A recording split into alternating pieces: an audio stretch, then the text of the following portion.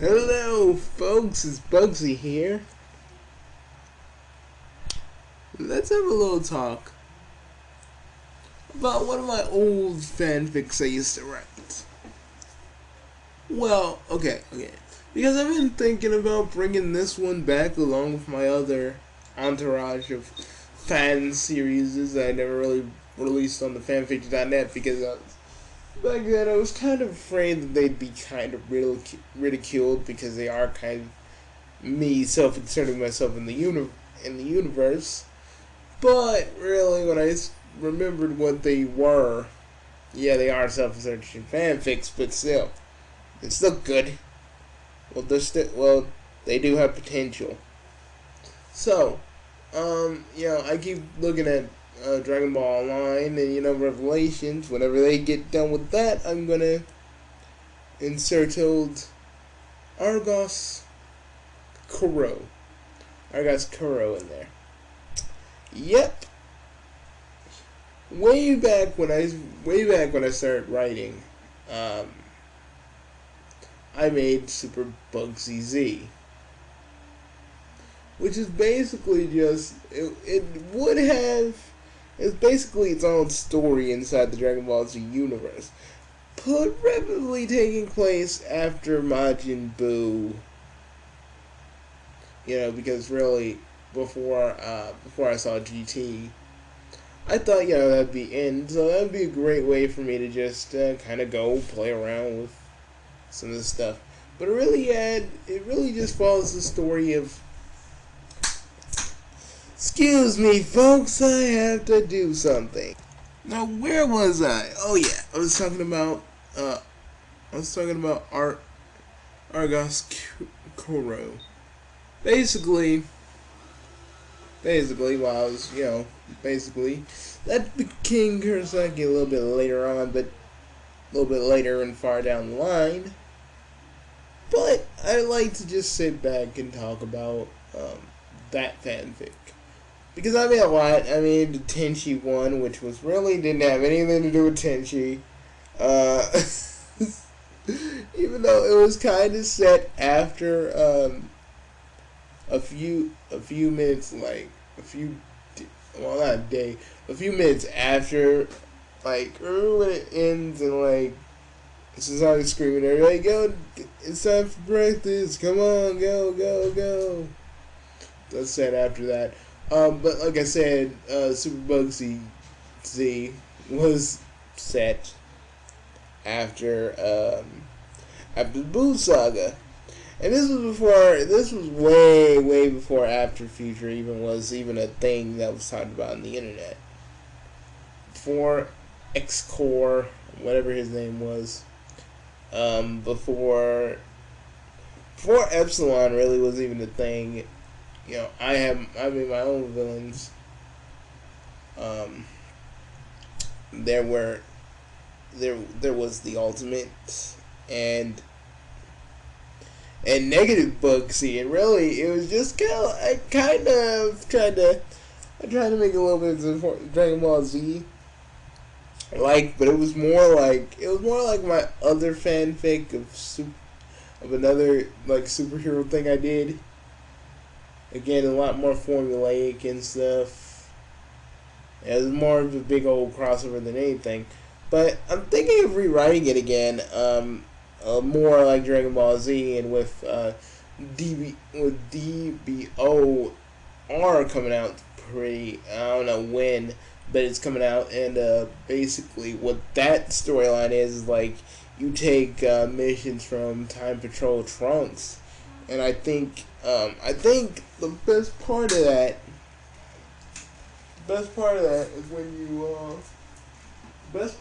really is the story where Time Patrol Trunks he takes you to various places around various events around the DBZ timeline. And he basically, goes he basically says, he basically has you go and stop these people called the Time Busters, I think, whatever they're called, to because they're altering it so they can take over the world and stuff like that. So I don't know. I think I'll do something along the lines of that because it sounds pretty cool, and I like the idea of Trunks and I like the idea of Trunks and a Dragon Ball Z character that we as people make, kind of going and fixing what these villains are trying to alter. See, because then you're in the events of some of the battles, but you're not like full on altering them. You're kind of fixing them. And I keep hearing Xenoverse, you can like alter time if you want to, but again, that could be just rumor. Basically time patrol, but it's pretty cool. I think I might just rewrite it with that element in mind. A lot of people don't know this, but thanks to Ultimate Tenkaichi, I imagine Argoss from a little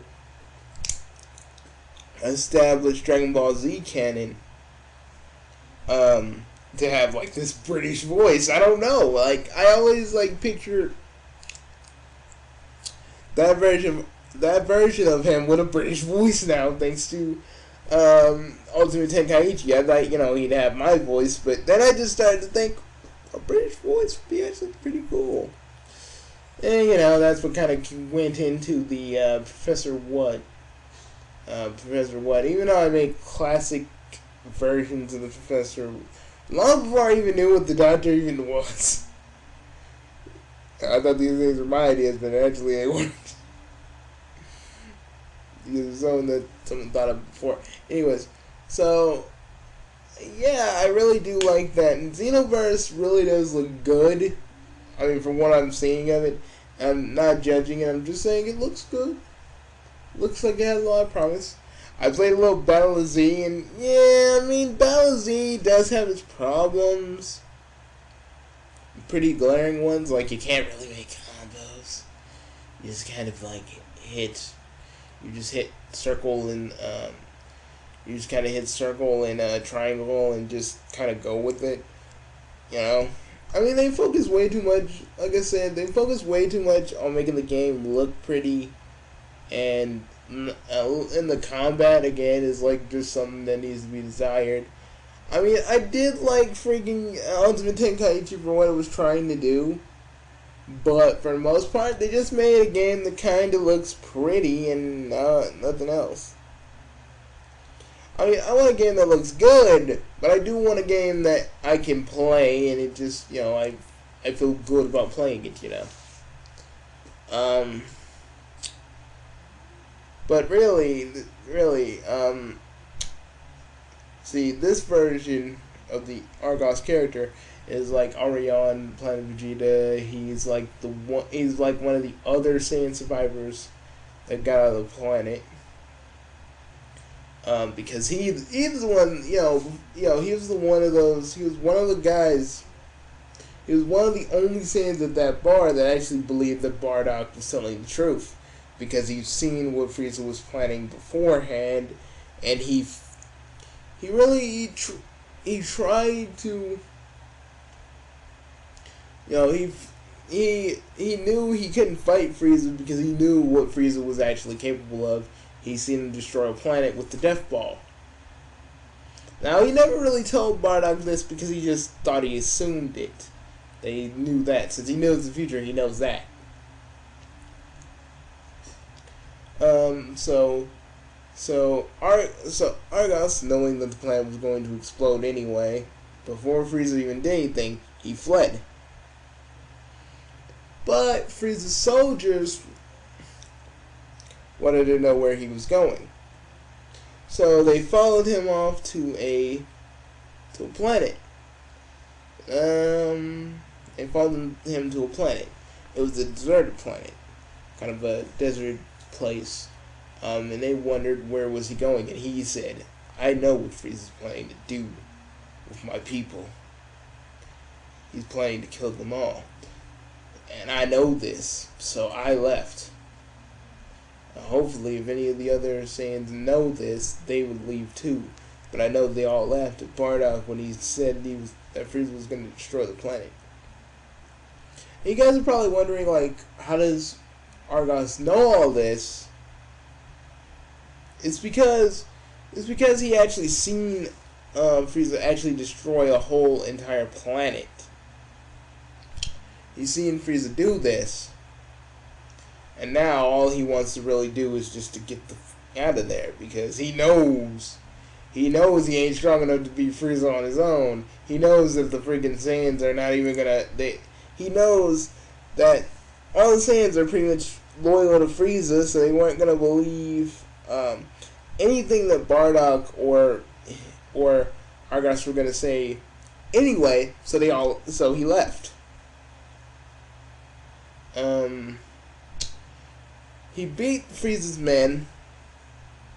They were actually, but, you know, Argoss actually made it look like he was dead, so then no more Frieza's soldiers would come after him. So, and then, you know, Argoss basically found Earth, and he basically stayed there for a while. And then he has his own little adventure with his own villains and enemies and stuff like that. I mean, you really don't see. I mean, when I think about it, when I'm thinking about rewriting it, I mean, in the original one, when I wrote it, you barely see any DBZ characters make an appearance, because I wanted it to be like his own story. It's based in their world, in their universe, but he's basically not really, you know, when he senses a big power, he doesn't really try and do anything about it, because he knows that he knows of Goku, he knows of Vegeta, he knows of the rest of the Z fighters, but he just kind of doesn't participate, because he kind of knows. He kind of does know that, you know, they got it handled, so he doesn't need to jump in there. Freakishly powerful that he is, he just feels like, you know, they got it. I don't feel like I need to be in it. You know, and then he has his own problems to deal with. But he did get involved. But if I'm being completely honest, I did have this idea where he'd be in Future Reborn, where all the freaking evil people of the world and the world's history would come, and he, like, instead of like Goten and Trunks beating Hitler, it actually goes to freaking Argoss, and he just beats the living crap out of Hitler. Like, seriously, he beats the ever-living crap out of Hitler, and it's just fun. There was another thing where he actually gets to go and fight Frieza. Being now that he's more powerful than Frieza could ever possibly imagine, he goes, wait, I know you. You're Argoss, aren't you? Yes. And pretty much Argoss goes, yes, Frieza, that I am. And you are gonna pay. See, I don't know, like, Frieza actually gets blown up by freaking the Great Saiyaman, but he actually does get to come back, because, you know, the other world is still in disarray by Janemba. So Soul's still not really technically dying per se. So he did get to fight Frieza and avenge his race in a way. Even though he knew that Goku and Trunks did just that. But it was more for him. Sorry guys. Sorry guys, I'm sorry. This thing always, and I mean always comes up. Anyways. But it was pretty much just for him though, because basically he basically did it for him and his family, because his family actually had to serve Frieza, because he actually had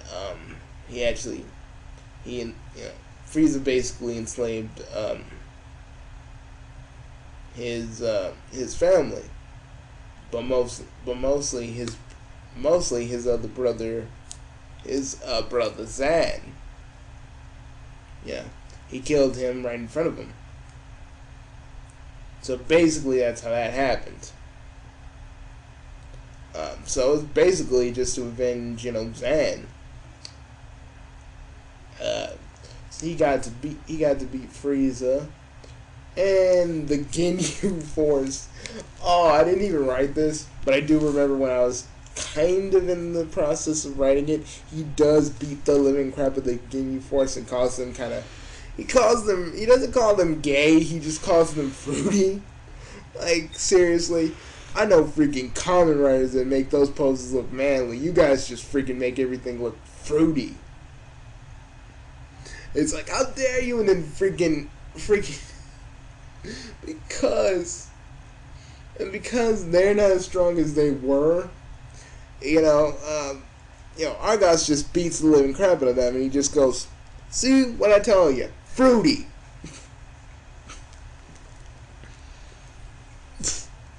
Oh, there's so many things I was planning to do with Argoss as a character, and what I planned to do. He was actually supposed to be in GT also, in one of my other stories during the Baby Saga, when Baby was controlling everybody.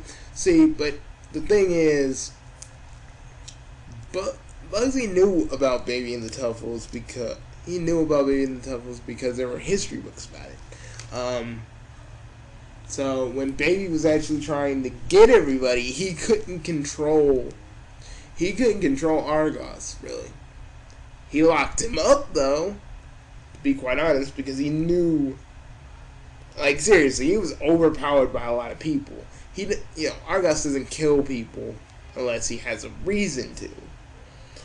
But these people were innocent, basically, and being controlled by Baby, so he just kind of complied. He was like, "Fine, take me away."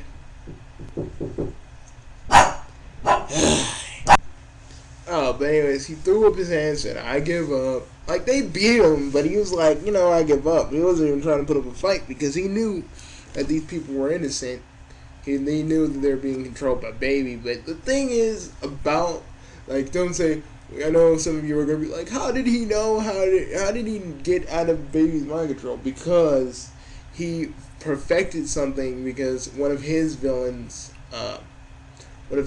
tried to mind control him in the exact same way, because he was fighting another Tuffle. But what basically happened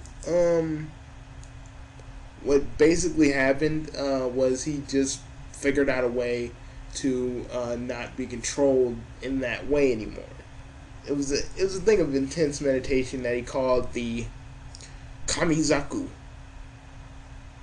which basically I know it doesn't mean much of anything. It's like gibberish.